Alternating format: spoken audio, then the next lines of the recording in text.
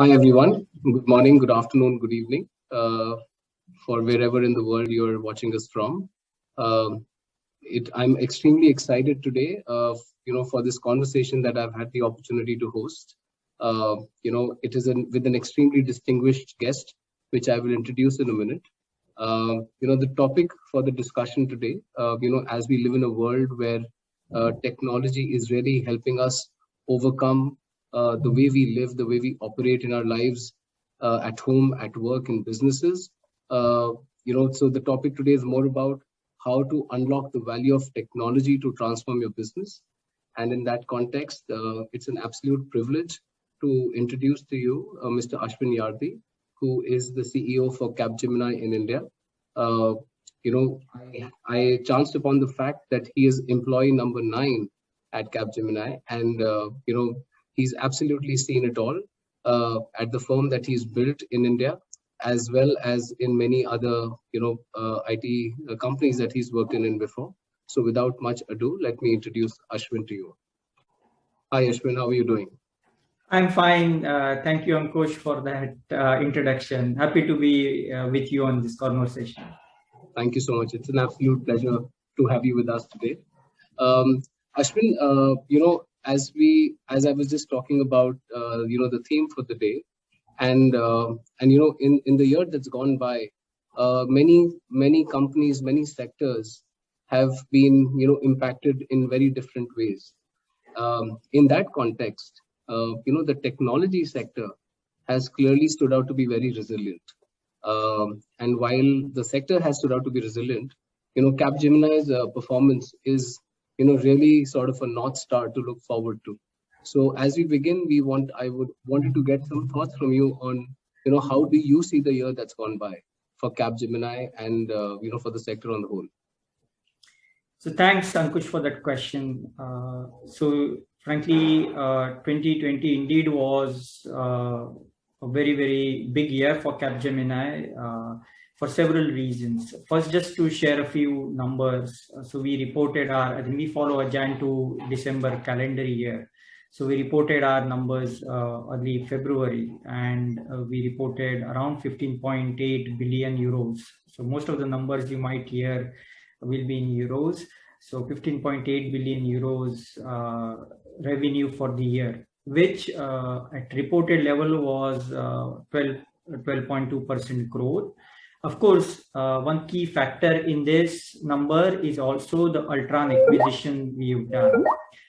So we, as you know, acquired Altran beginning of the last year, and now for 3 quarters, the numbers of Altran are in our baseline.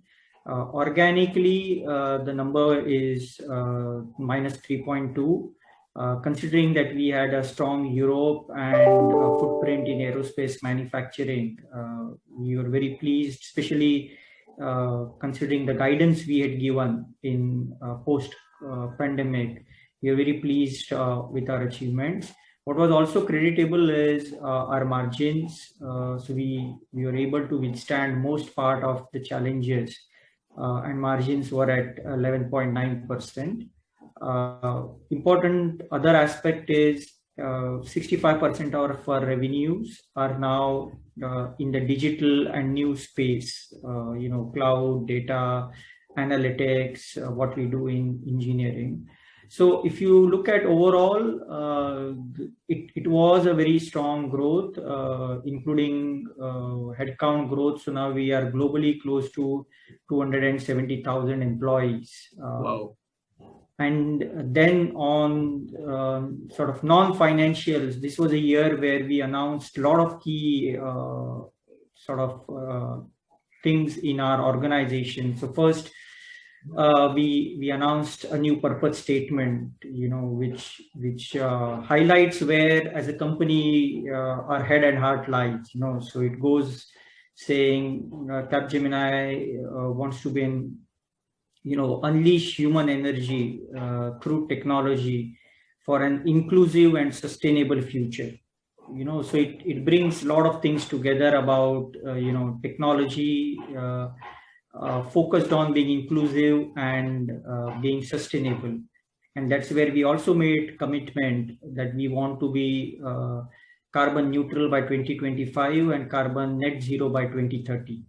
So besides business, there were several other things which were very prominent during the year, including a lot of initiatives we took to impact the society globally and also in India. That's absolutely fantastic. It's admirable to say the least, Ashwini. It is just, these kind of numbers is what, where we talk about the fact that, there's always a silver lining to the dark cloud. It's about finding opportunities and making it happen. And it's great to see a company of your size and stature move in such a steadfast manner. You spoke about the new purpose statement, and there is this element of sustainable and inclusive future, right? As a leader, what does that mean to you? So, it has, the focus around our purpose statement is on three dimensions, really. First dimension is we want to be inclusive in the digital context of the society. Right. What it means is, we as a company invest a lot in our own employees in digital capabilities. Some of it at times, has an impact on society. At times, maybe negative. The automation we do, the kind of AI we do. So what we really want to work on is how can we use technology to create more digital inclusion. And we have been working very actively on creating digital academies around the world. The objective is to really build skills with people who come from a very different distressed background and create skills for the future. Right. And I'll share somewhat more about it. The second pillar is all about sustainability. So as you've seen, we have made a commitment, and a part of that commitment is also to help our clients save on carbon footprint. So we also looking at helping our clients save up to 20 million tons of carbon footprint during the same period. And third is around gender diversity or gender balance. Again, there is a big focus on, of course, women, but even going beyond women, the broader, LGBTQ community. Right. So for us, inclusion is bringing all of this together. And one very classic example I wanted to share is, especially bringing two of these together was something what we launched in India called Sakhi Drishtikon. Now, Sakhi Drishtikon is a digital academy training for women who came from tier 3, tier 4 cities. So in some ways it addresses both our dimensions, getting them digitally included and also diversity. So we trained or some of them are in still process, 500 of these women. And 300 of them have already joined us. The balance 200 are undergoing training and will join us. Similar lines, we have been training around the world, some of the people who are now refugees in Europe. Right. And several of them have been inducted in Capgemini. So that's what the real demonstration of the purpose statement is. Use technology, be inclusive, be diverse.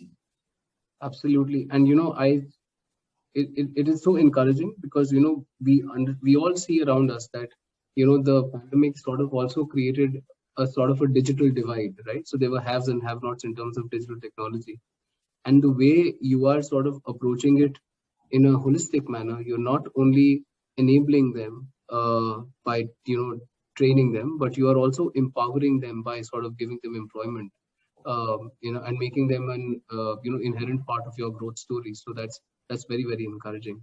Congratulations for that, and I wish you all the success on sort of scaling that to by many times.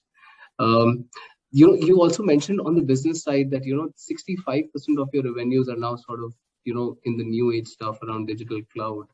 Cloud adoption has also gained a lot of momentum in the COVID era. What is your take on that? So I think as you know, I read during the COVID time WhatsApp or tweet which was circulating, which said COVID did to digital what otherwise would have taken 10 years. The gist of it was really during the COVID period, you've seen tremendous acceleration of digital and cloud technologies.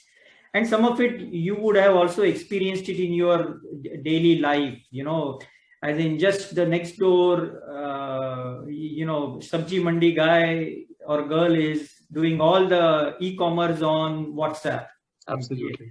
But just to take it a bit broader, what we've seen is now every customer, whichever industry you are in, is looking at technology as a key component of the product, which traditionally was very true in maybe financial services, maybe somewhat also in telecom. For larger part of industry, technology was cost saving tool rather than the revenue differentiating tool. But that's changed radically. And you see technology being in part of every product. Like one example I've given many times, which is very Indian example, and I like it very much.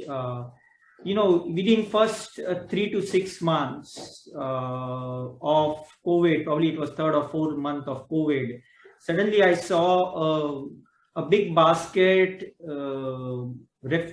big refrigerator in my lobby. Office lobby, my building's lobby. And what they had done is they launched an app. You register on the app, it detects where you stay, it picks up what's in your lobby's refrigerator.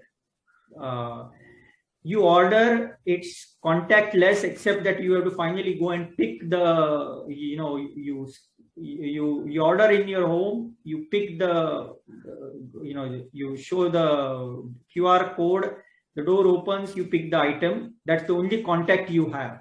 Okay. And the beauty of it was they were tracking what everybody in my building was buying. And accordingly, they calibrate what's in that refrigerator. Okay, so it's a, if you look at it, it's very simple, but then you look at it, so many technologies behind it. They are doing an app, they're capturing your buying pattern, they're doing the analytics. Then of course, there is an integration with a device, physical device. And all of this then needs data. Right. And all this data is growing so fast, which then, you're best suited to keep it on a cloud environment. Just one example, you would have experienced yourself many similar examples, especially in last 9 months. Absolutely. And that's what you're seeing in every industry. So that's what, and again, building closer to our, Altran acquisition, every industry is what we call is getting intelligent. And that's creating another big stream of services and again analytics, which then feeds into cloud. So clearly the cloud adoption, cloud demand is increasing many folds.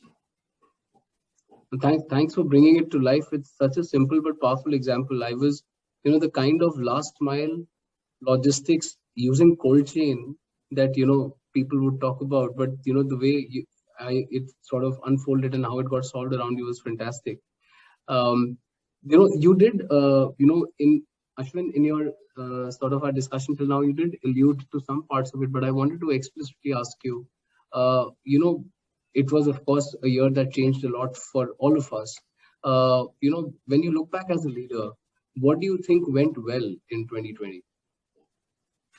So I would say what really went well is first, it has really established, which I look at very, very positive, a different operating model for at least for IT industry.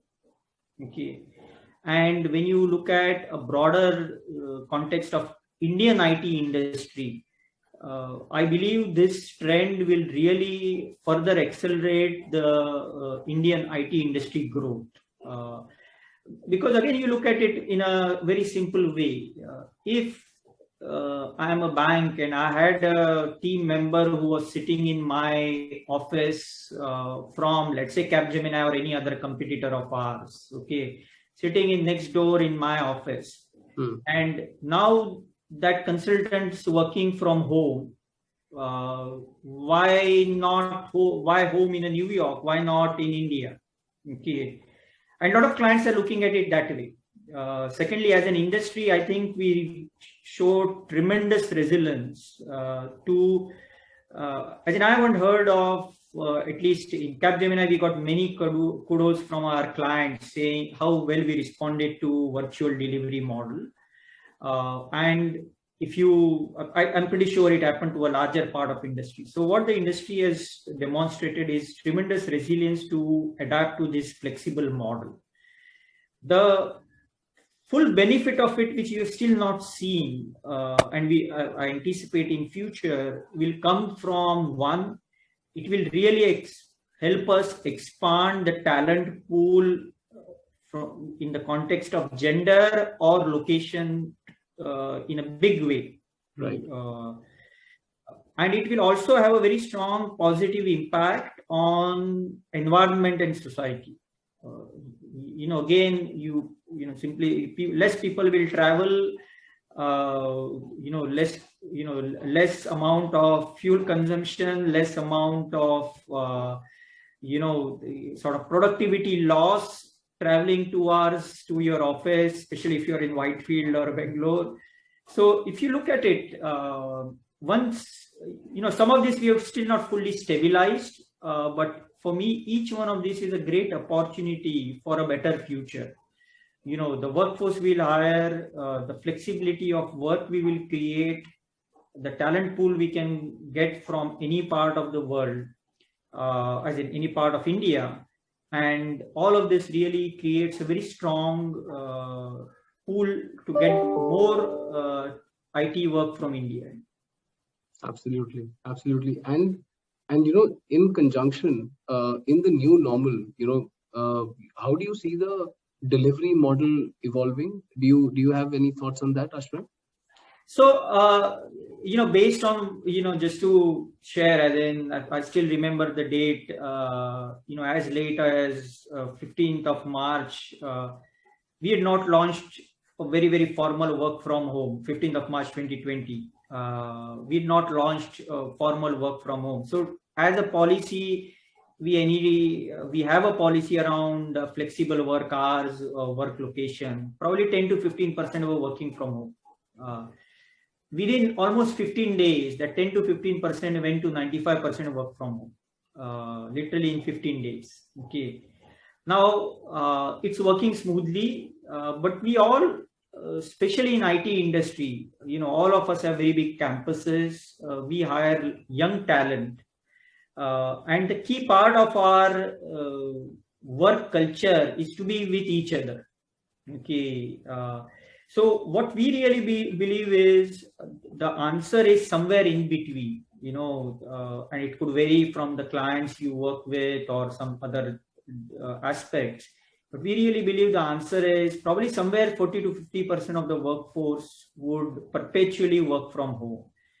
And when I say perpetually work from home, it's not the same people who will work perpetually from home, but the model will evolve in such a way that maybe based on your level, role, the type of project you are on, you could be working 2 days a week from home. I could be working 1 day a week from home, and somebody else could be working actually 4 days a week from home.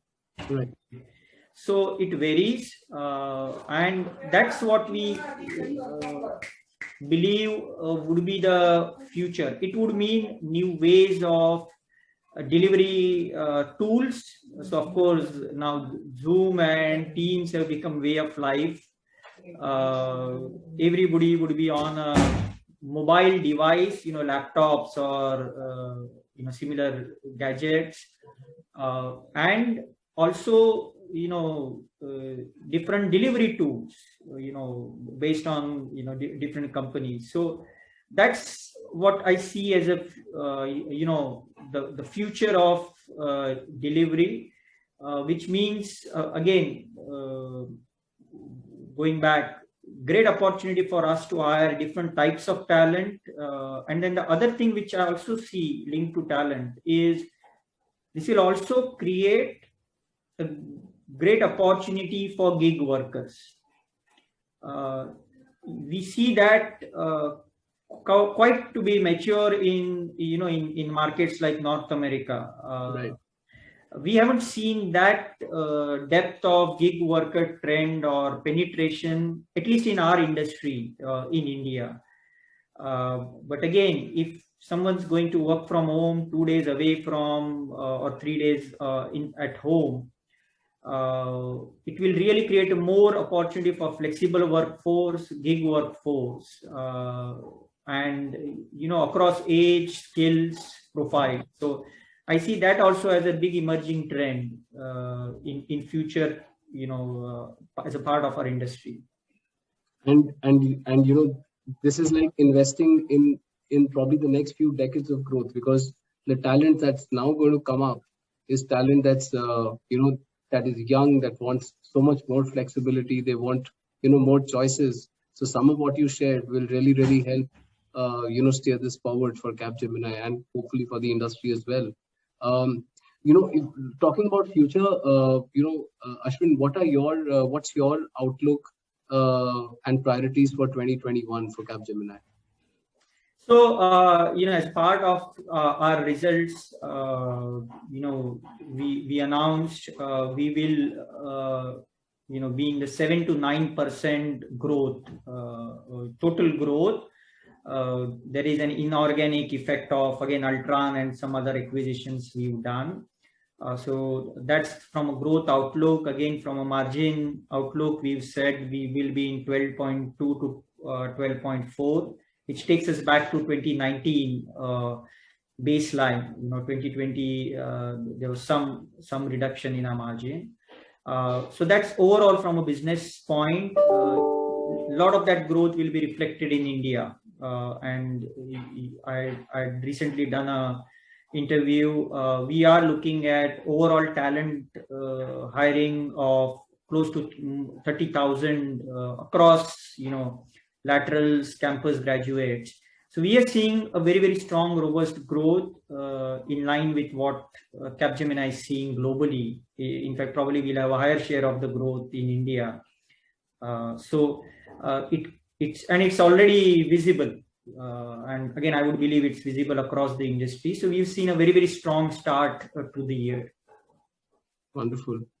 And Ashwin, in the conversation till now, at least I, as an individual, have learned a lot of inspirations and learnings to take, whether it is in terms of how you're thinking about gender inclusivity and gender balance, how you're thinking about digital inclusivity, how you're thinking about growth, hybrid models.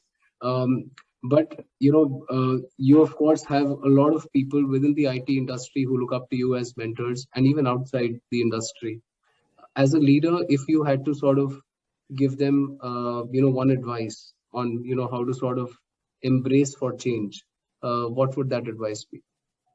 So I would say, frankly, if you are in technology industry today, it is probably the most exciting time, and most exciting time for especially in India for many reasons. First, there's so many new tools, technologies coming up every day. So if you have the aptitude to learn, and again, we've invested in a big way in learning, and again, I've seen industry has done in a big way. NASSCOM Future Skills has also been a big program. So if you're in technology, there's so much happening in technology. It's the important thing for any individual is continue to sharpen your saw, keep on acquiring skills. And it's probably the hottest place to be in. And with all that's happening in India, it's hottest industry to be in and hottest place to be in. Absolutely, absolutely. Great. On that note, Ashwin, thank you so much for having made time. I know you are an extremely busy man, and finding this time with you for a short conversation and to hear you and to hear your thoughts on how you're thinking about things going forward is extremely encouraging for all of us and for everyone who will watch this.